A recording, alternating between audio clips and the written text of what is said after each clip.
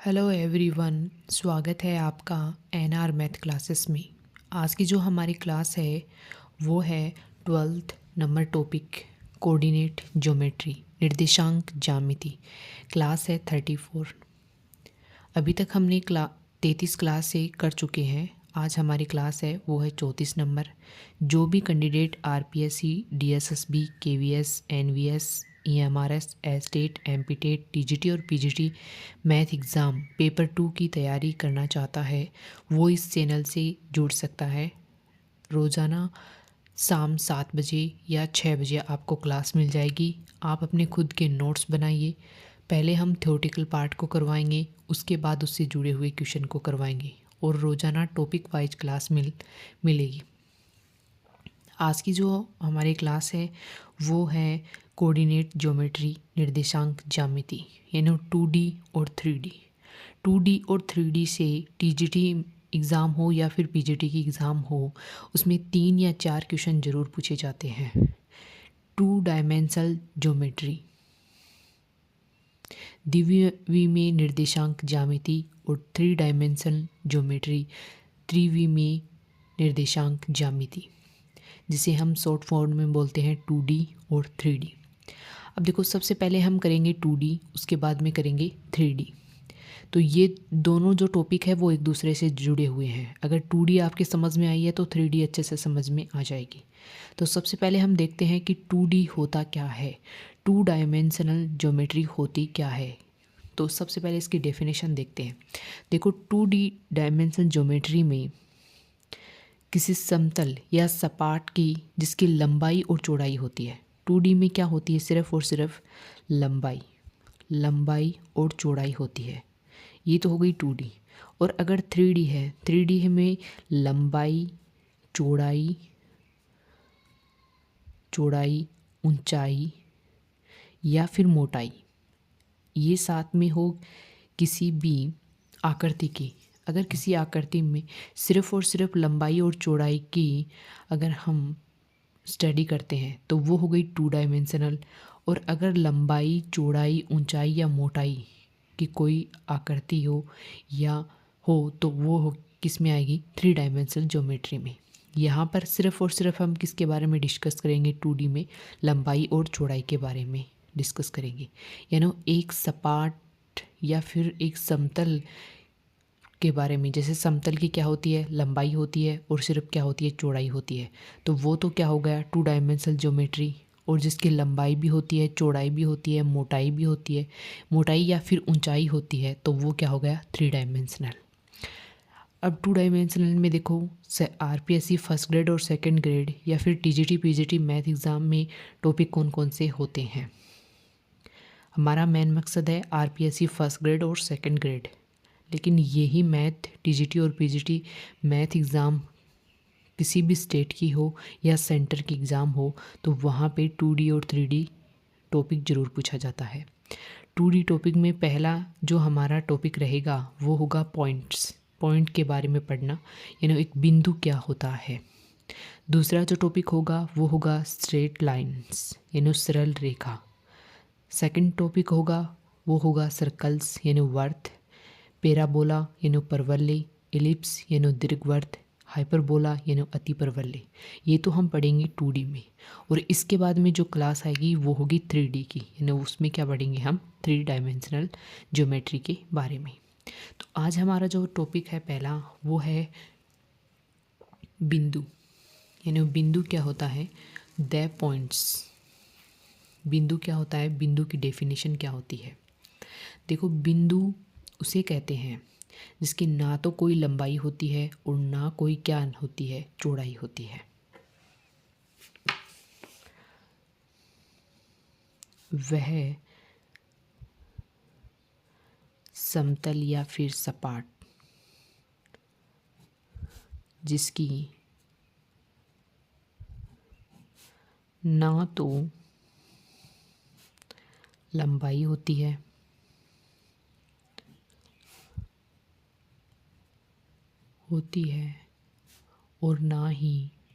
और ना ही क्या होती है, चौड़ाई होती है। चौड़ाई होती है उसे क्या कहते हैं? पॉइंट कहते हैं, उसे बिंदु कहते हैं, बिंदु कहते हैं। अब देखो 2D में क्या होता है, जैसे त्रिभुज, आयत, वर्ग, वर्त, चतुर्भुज, इनके बारे में भी 2 डायमेंशनल, ये भी सारी ज्यामिति यानी ज्योमेट्री होती है, वो 2 डायमेंशनल ही होती है। तो इनके बारे में भी हम साथ साथ में डिस्कस करेंगे। नेक्स्ट पॉइंट है हमारे पास चतुर्थांश, क्वाड्रेंट्स। चतुर्थांश होता क्या है? देखो 2 डायमेंशनल ज्योमेट्री में चतुर्थांश का क्या उपयोग है, किस प्रकार से इसको यूज़ करते हैं। तो सबसे पहले हम चतुर्थांश के बारे में पढ़ेंगे। तो देखो यहाँ पे इसकी डेफिनेशन क्या होती है कि किसी समतल में स्थित निर्देशीय अक्ष उस समतल को 4 भागों में बांटती है। जैसे मान लीजिए आपके पास ये एक समतल है, इस प्रकार से एक समतल है, तो ये जो निर्देशीय अक्ष है वो इसको 4 भागों में क्या करती है? बांटती है। तो ये तो हो गया प्रथम चतुर्थांश, ये हो गया सेकंड चतुर्थांश, और ये क्या हो गया? थर्ड चतुर्थांश, और ये क्या हो गया? फोर्थ चतुर्थांश। इस प्रकार से क्या होगा कि किसी समतल को अगर निर्देशीय अक्ष 4 भागों में बांटती है तो उन 4 भागों को क्या करते हैं? क्वाड्रेंट्स कहते हैं, चतुर्थांश कहते हैं। जैसे फर्स्ट, सेकंड, थर्ड और फोर्थ। जैसे ये हो गई एक्स अक्ष और ये क्या हो गई? Y axis. तो इस प्रकार से जो ये निर्देशीय अक्ष है इस समतल को क्या करेगी? 4 भागों में बांटेगी। अब देखो जो फर्स्ट प्रथम चतुर्थांश है इसमें जो अक्ष का मान होता है वो ग्रेटर देन 0 होता है और वाई का मान भी क्या होता है? ग्रेटर देन 0 होता है। यानी यहाँ पे ये दोनों क्या होंगे? पॉजिटिव होंगे। सेकंड चतुर्थांश में होता है अक्ष का मान तो क्या होता है? लेस देन 0 और वाई का मान क्या होता है? Greater than 0। यानी अक्ष का मान तो किस में आएगा? माइनस में, और वाई का मान किस में आएगा? प्लस में। ऐसे ही थर्ड चतुर्थांश में होता है कि यहाँ पे अक्ष का मान भी क्या होता है? लेस देन 0 और वाई का मान भी क्या होता है? Less than 0। यानी अक्ष का मान भी लेस देन 0 और वाई का मान भी लेस देन 0। यानी यहाँ पे अक्ष का मान भी माइनस में आएगा और वाई का मान भी किस में आएगा? माइनस में। फोर्थ चतुर्थांश के लिए क्या होता है? अक्ष क्या होता है? ग्रेटर देन 0 और वाई क्या होता है? Less than 0। यानी यहाँ पे अक्ष का मान प्लस में आएगा और वाई का मान किस में आएगा? माइनस में आएगा। और ये होता है मूल बिंदु। ये क्या होता है? मूल बिंदु, जिसके निर्देशांक क्या होते हैं? हमेशा 0 और 0। सेकंड पॉइंट है हमारे पास ध्रुवीय निर्देशांक यानी पोलर कोऑर्डिनेट। अब देखो पोलर कोऑर्डिनेट और पोलर कोऑर्डिनेट ये तो होते हैं कार्तीय निर्देशांक, ये तो हो गई कार्तीय निर्देशांक। जैसे एक्स और वाई में जिनको हम लिखते हैं वो तो होंगे कार्तीय निर्देशांक, और दूरी यानी आर और थीटा के रूप में लिखते हैं उसे कहते हैं ध्रुवीय निर्देशांक। जैसे आप मान लीजिए आपके पास यहाँ पे एक समतल है, जैसे ये हो गई वाई एक्सिस और ये क्या हो गई? एक्स एक्सिस, और ये हो गया मूल बिंदु। तो यहाँ पे मान लीजिए आपके पास कोई भी पॉइंट P स्थित है, तो मूल बिंदु से इसकी दूरी मान लीजिए कितनी है? स्मॉल r, और यहाँ से ये कोण कितना बना रहा है? थीटा। तो यहाँ पे जो x और y है ये तो क्या होंगे? कार्तीय निर्देशांक, और जो r और थीटा होंगे वो क्या होंगे? ध्रुवीय निर्देशांक।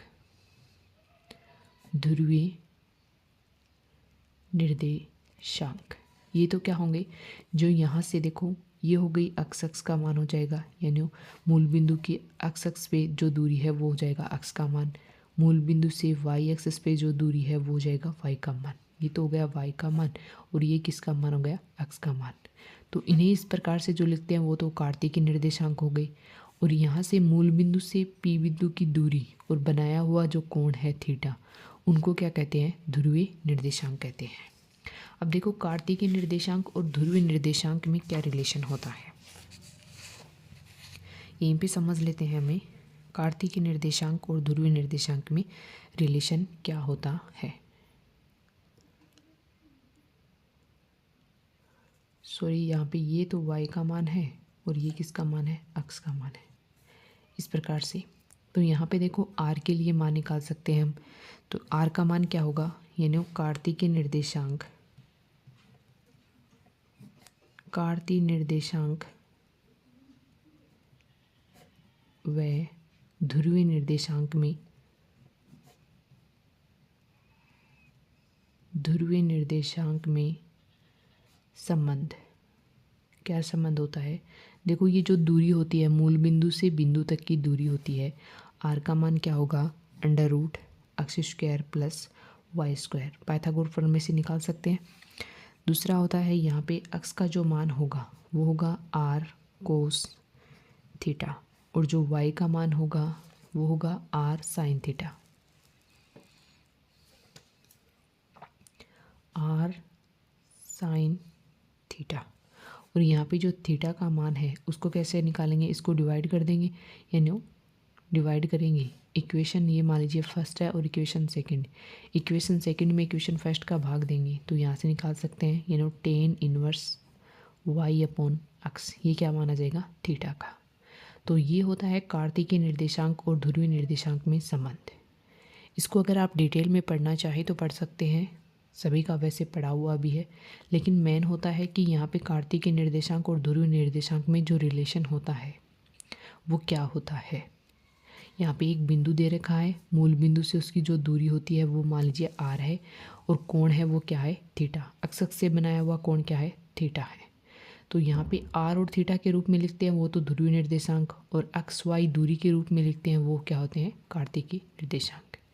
नेक्स्ट पॉइंट है हमारा दूरी सूत्र, यानी डिस्टेंस फॉर्मूला क्या होता है।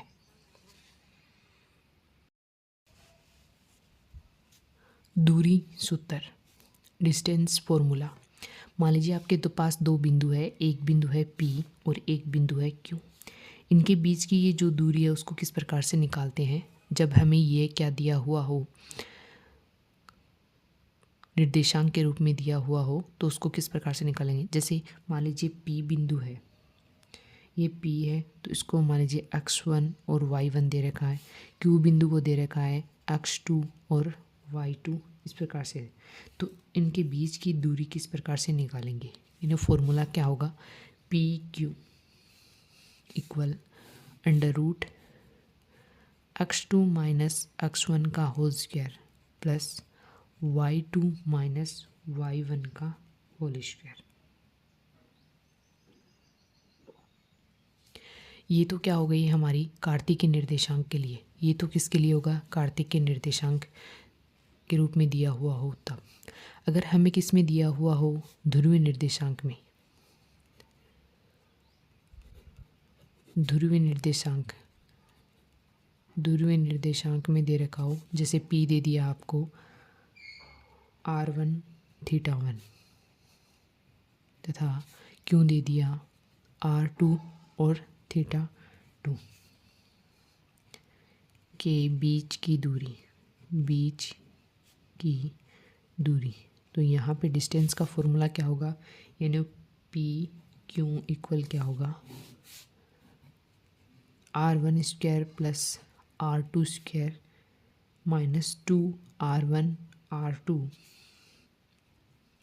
Cos theta 1 minus theta 2। ये किसके लिए होगा, ध्रुवीय निर्देशांक में। अगर हमें कार्तीय निर्देशांक के रूप में दे रखा हो तो डिस्टेंस का फॉर्मूला ये होगा, और अगर ध्रुवीय निर्देशांक के रूप में दे रखा हो तो डिस्टेंस का फॉर्मूला ये होगा। अब देखो ये ध्रुवीय निर्देशांक है, इनसे हम कैसे पता करें कि कौन सी आकृति है, यानी दूरी से, दूरी का सूत्र हम अप्लाई करके किस प्रकार से पता कर सकते हैं कि ये कौन सी ज्यामिति बनेगी। तो सबसे पहले है फर्स्ट, जैसे मान लीजिए आपके पास A, B और C,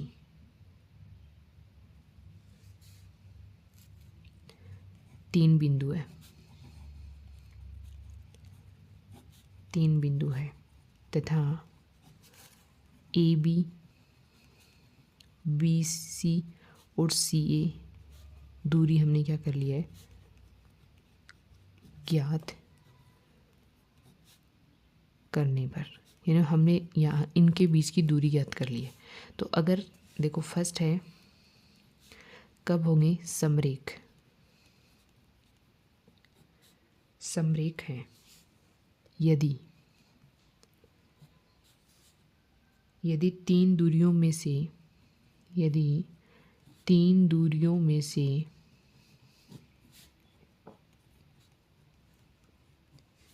किन्हीं दो दूरी का योग तीसरी दूरी के बराबर हो, दो दूरी का योग तीसरी दूरी के बराबर हो।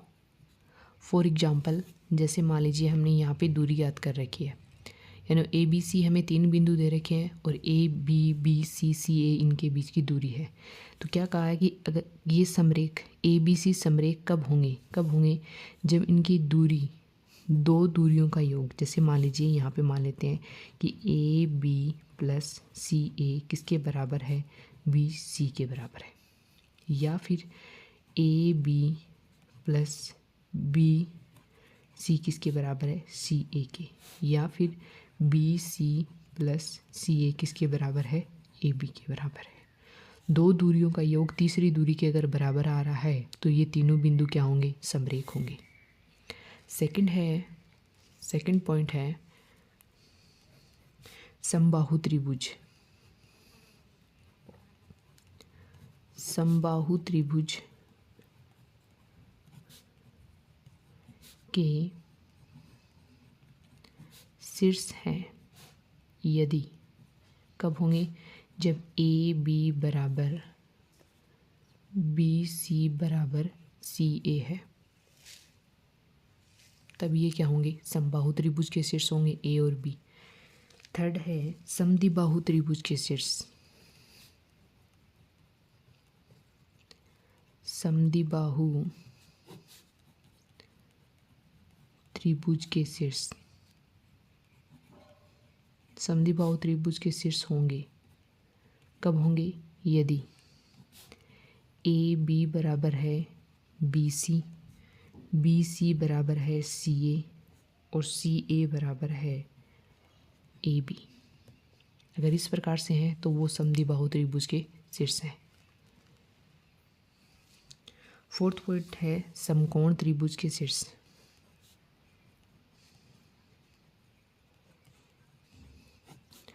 समकोण त्रिभुज के शीर्ष हैं यदि कब होंगे, यदि ए बी का whole square plus B C का होल स्क्वायर किसके बराबर आ रहा हूँ, सी ए के होल स्क्वायर के बराबर आ रहा हूँ, तब ये क्या होंगे, समकोण त्रिभुज के शीर्ष होंगे।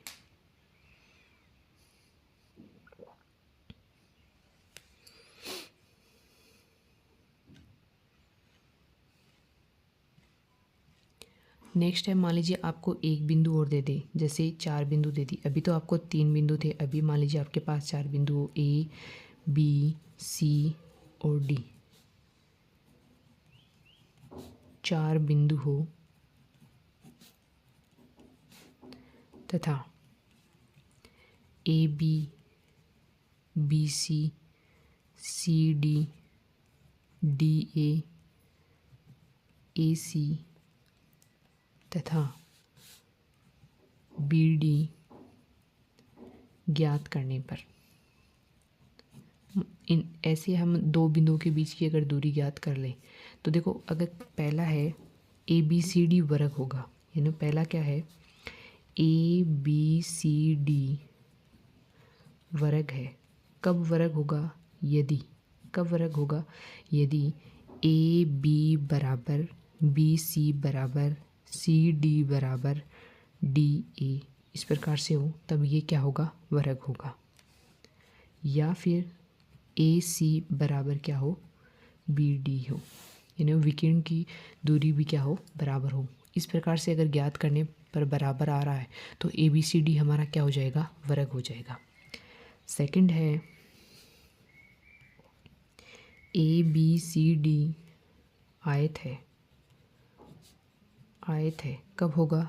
यदि AB बराबर CD,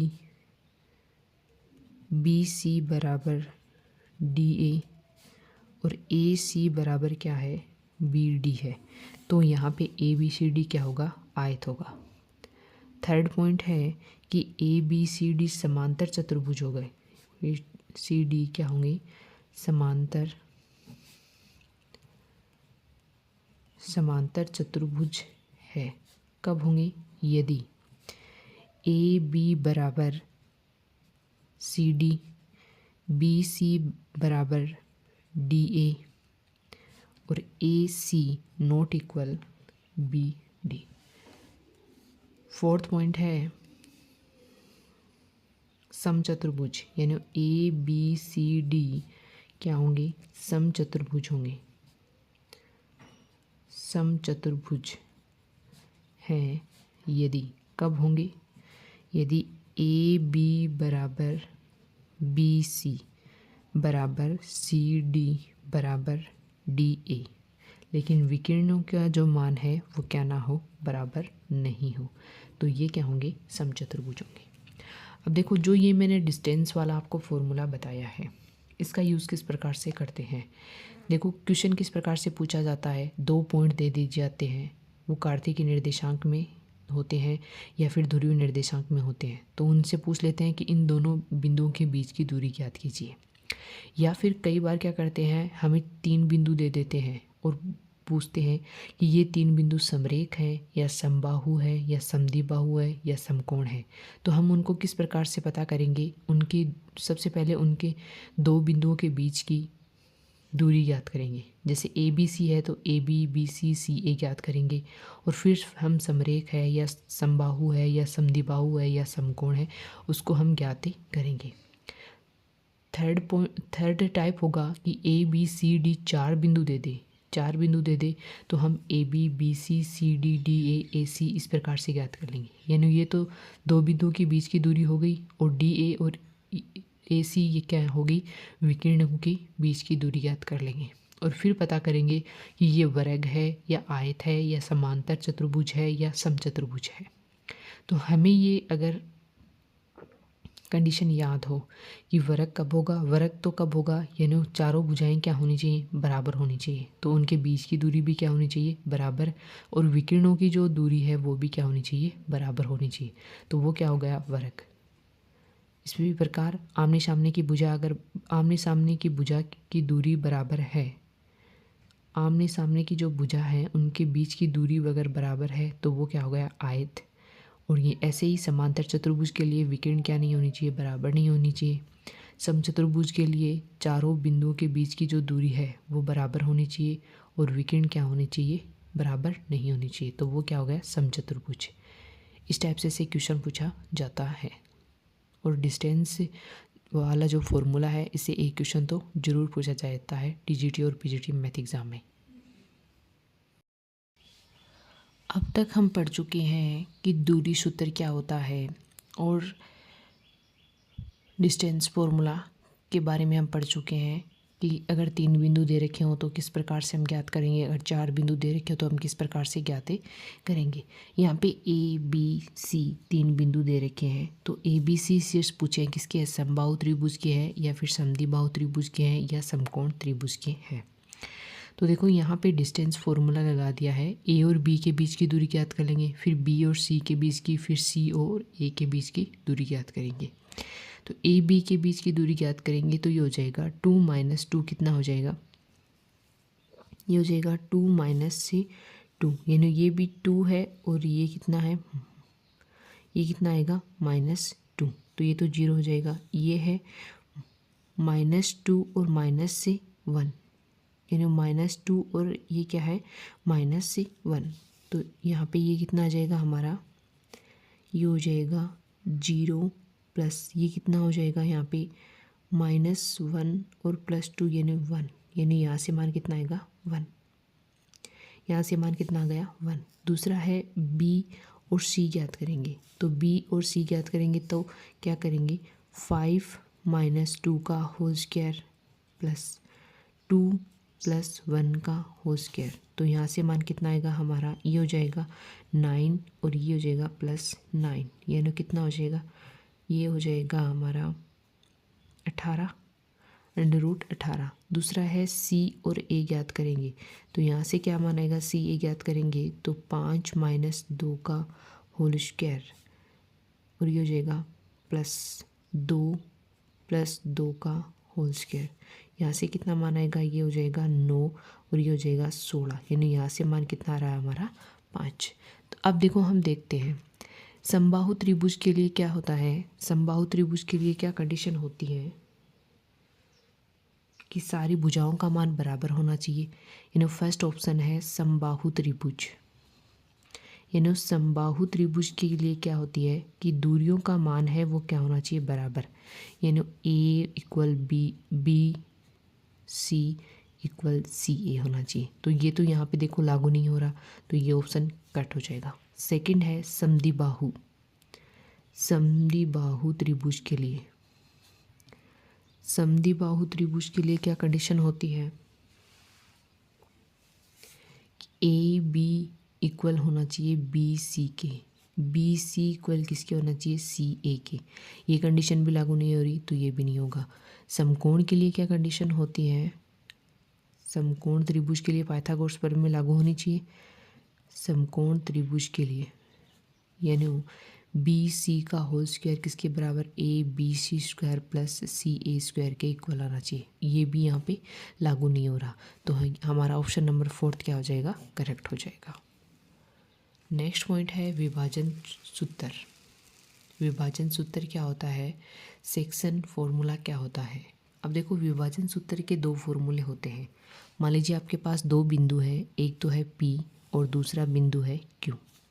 P बिंदु के निर्देशांक है x1 और y1, Q बिंदु के निर्देशांक है x2 और y2।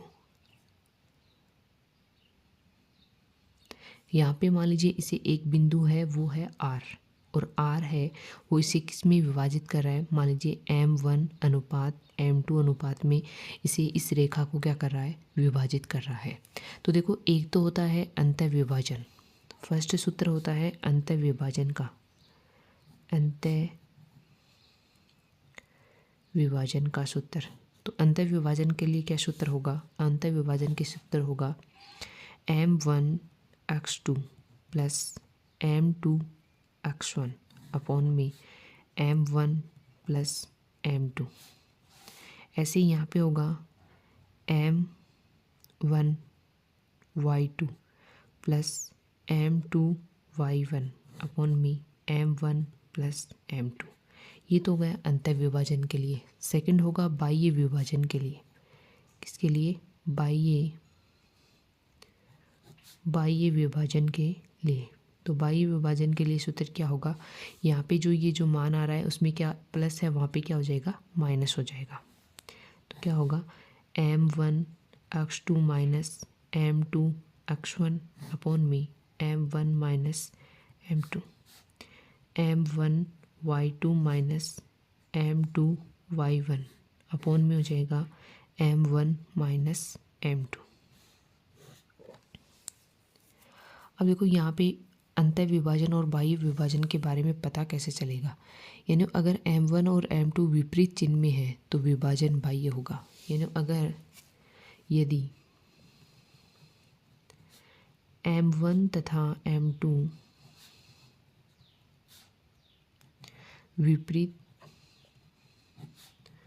विपरीत चिन्ह में हो तो विभाजन कौन सा होगा, बाह्य होगा, विभाजन बाह्य होगा। कई बार क्या करते हैं क्वेश्चन में बताते नहीं है कि बाह्य विभाजन है या अंतः विभाजन है, तो हम M1 और M2 का चिन्ह देखकर पता कर सकते हैं कि कौन सा विभाजन होगा। नेक्स्ट पॉइंट है इसमें मध्य बिंदु के निर्देशांक, यानी अगर हमें R के निर्देशांक निकालने हो तो कैसे निकालेंगे। मध्य बिंदु के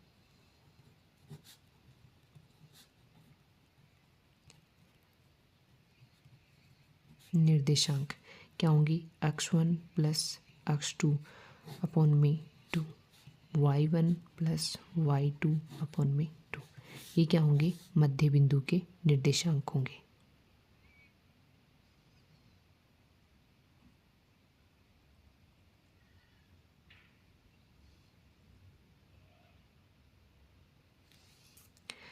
फोर्थ पॉइंट है रेखा का विभाजन।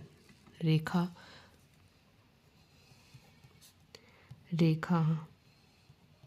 से विभाजन। अगर रेखा से विभाजन हो रहा हो तो उससे किस प्रकार से ज्ञात करेंगे। देखो, मान लीजिए आपके पास एक रेखा दे रखी है, एक लाइन दे रखी है आपको, जैसे ax plus B Y plus C equal 0 और पी क्यू दो बिंदु है, एक रेखा खंड है, तो उसे किस प्रकार से विभाजित करेगी, को निम्न अनुपात में विभाजित करती है।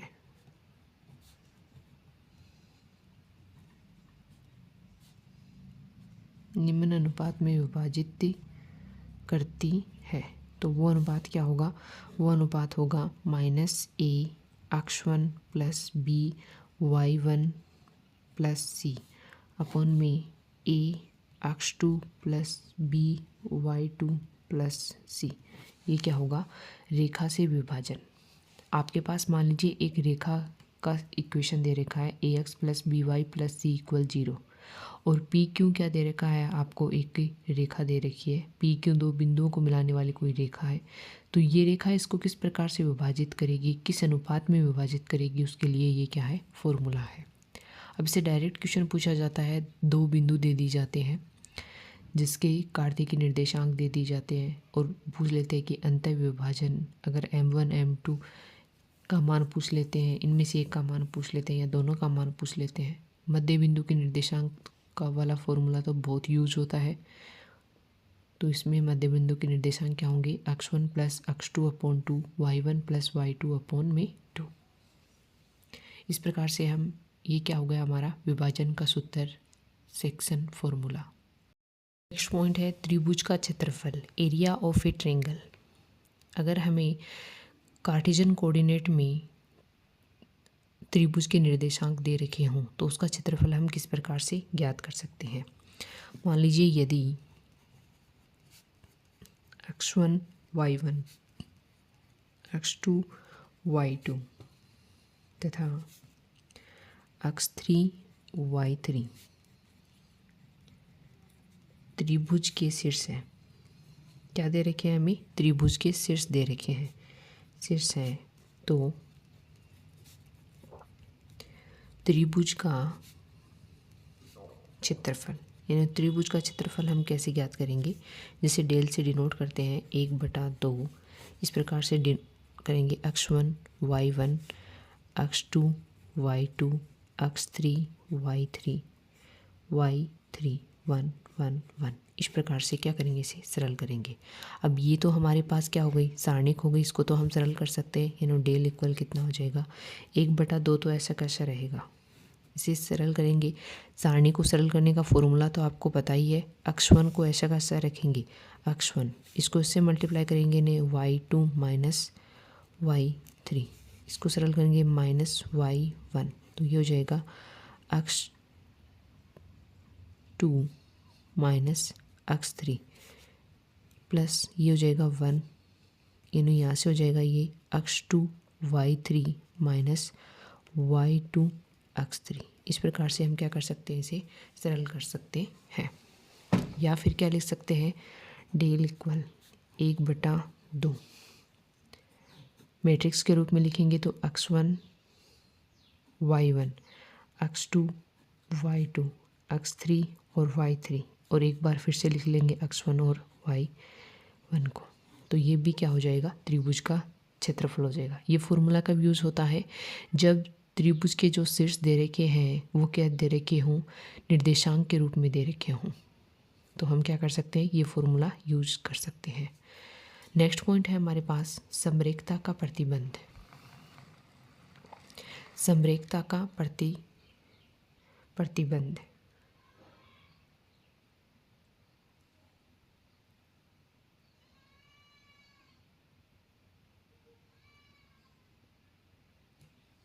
कंडीशन ऑफ कोलिनियर, समरेखता का प्रतिबंध क्या होता है? देखो यहाँ पे समरेखता का प्रतिबंध होता है कि ABC 3 बिंदु A x1 y1 B x2 y2 और C x3 और y3 समरेख होंगे, यानी ये समरेख होंगे यदि त्रिभुज ABC का क्षेत्रफल का मान कितना है? 0 है। अर्थात क्या कहने का मतलब है कि हम सारणी के रूप में इस प्रकार से लिखते हैं x1 y1 x2 y2 और x3 और y3 1 1 1 इक्वल क्या है? 0 आए। तो हम क्या कह सकते हैं? ABC तीनों जो बिंदु हैं वो क्या है? समरेख है। तीनों बिंदु क्या है? समरेख है। नेक्स्ट पॉइंट है हमारे पास चतुर्भुज का क्षेत्रफल। नेक्स्ट पॉइंट है चतुर्भुज का क्षेत्रफल, एरिया ऑफ क्वाड्रिलेटर। इसको किस प्रकार से ज्ञात करेंगे? यहाँ पे 4 पॉइंट देंगे आपको, जैसे A के निर्देशांक दे दिए x1 y1, B के निर्देशांक दे दिए x2 y2, C के निर्देशांक दे दिए x3 y3 तथा D के निर्देशांक दे दिए x4 y4। किसी चतुर्भुज के निर्देशांक है, किसी चतुर्भुज के निर्देशांक है तो चतुर्भुज का क्षेत्रफल क्या होगा? क्षेत्रफल कैसे निकालेंगे? क्षेत्रफल होगा 1/2। कैसे निकालेंगे? वही मैट्रिक्स के रूप में लिखेंगे x1 y1 x2 y2 x3 और y3 x4 y4 और ये हो जाएगा, एक बार फिर से लिखेंगे x1 और y1। इसको सरल कैसे करते हैं? एक बार सरल करके लिखते हैं 1/2। सरल कैसे करेंगे? इसको इससे मल्टीप्लाई करेंगे, इसको इससे मल्टीप्लाई करेंगे और क्या कर देंगे? माइनस, यानी x1 y2 minus y1 x2 plus x2 y3 minus x3 y2 plus x3 y4 minus x4 y3 plus ये हो जाएगा x4 y1 माइनस x1 और y4।